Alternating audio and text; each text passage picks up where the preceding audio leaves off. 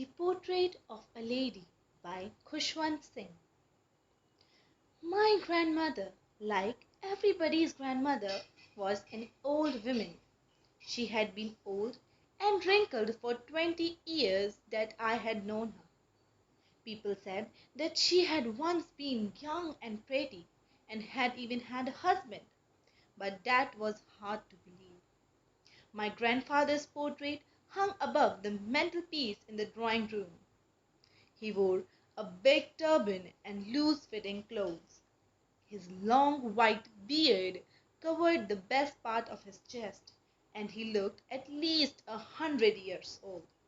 He did not look the sort of person who would have wife or children. He looked as if he could only have lots and lots of grandchildren. As for my grandmother being young and pretty, the thought was almost revolting. She often told us of the games she used to play as a child. That seemed quite absurd and undignified on her part, and we treated it like the fables of prophets she used to tell us. She had always been short and fat and slightly bent. Her face was a criss-cross of wrinkles running from everywhere to everywhere.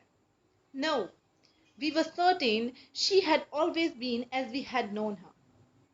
Old, so terribly old that she could not have grown older and had stayed at the same age for 20 years. She could never have been pretty, but she was always beautiful. She hobbled about the house in spotless white with one hand resting on her waist to balance her stoop and the other tallying the beads of her rosary. Her silver locks were scattered untidily over her pale puckered face, and her lips constantly moved in inaudible prayer. Yes, she was beautiful. She was like the winter landscape in the mountains, an expanse of pure white serenity, breathing peace and contentment.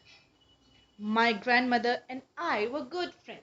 My parents left me with her when they went to the city, and we were constantly together.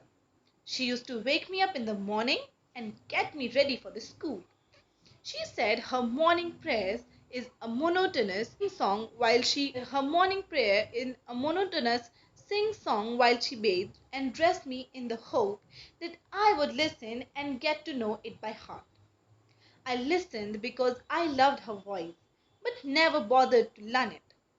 Then she would fetch my wooden slate and she had already washed and plastered with yellow chalk, a tiny earthen inkpot and a red pen.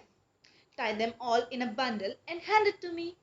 After a breakfast of a thick stale chapati with little butter and sugar spread on it, we went to school. She carried several stale chapatis with her for the village dogs. My grandmother always went to school with me because the school was attached to the temple. The priest taught us the alphabet and the morning prayer, while the children sat in rows on either side of veranda singing the alphabet or the prayer in the chorus. My grandmother sat inside reading the scriptures. When we had both finished, we would walk back together. This time, the village dog would meet us at the temple door. They followed us to our home, growling and fighting with each other for the chapati we threw to them. When my parents were comfortably settled in the city, they sent for us. That was a turning point in our friendship. Although we shared the same room, my grandmother no longer came to school with me. I used to go to an English school in a motor bus.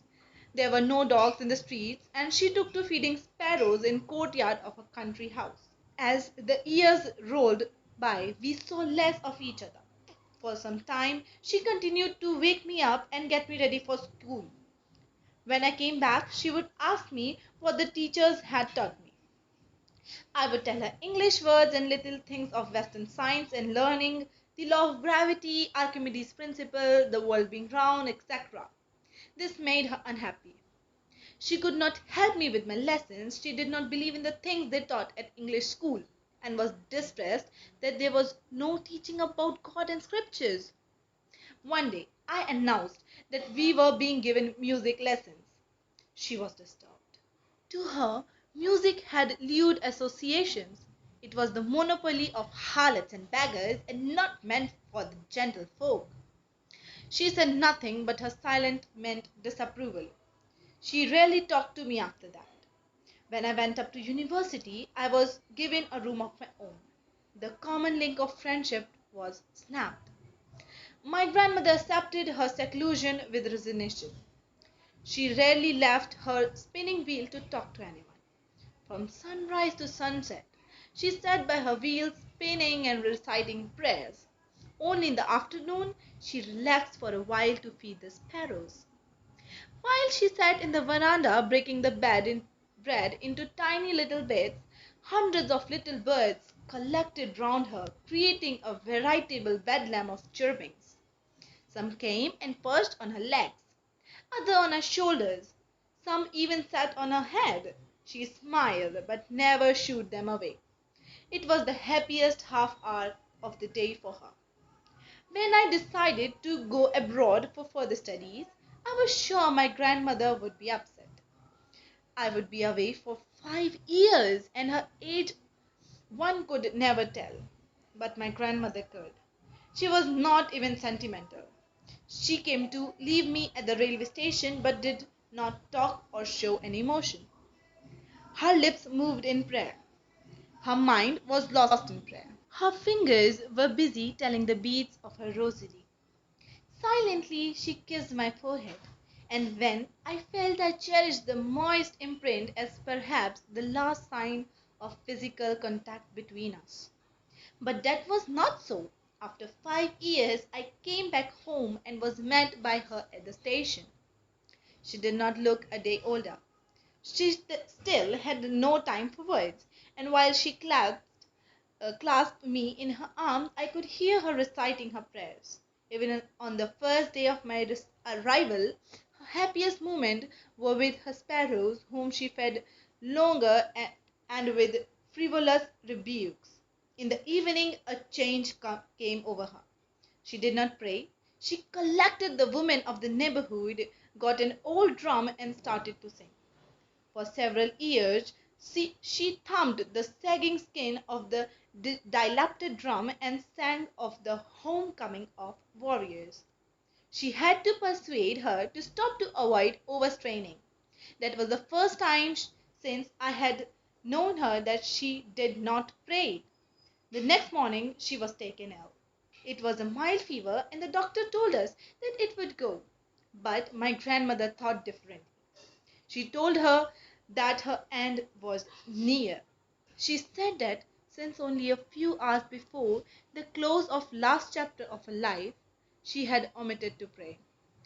She was not going to waste any more time talking to us. We protested, but she ignored our protests. She lay peacefully in bed, praying and telling her beads. Even before we could suspect, her lips stopped moving and the rosary fell from her lifeless fingers. A peaceful pallor spread on her face, and we knew that she was dead.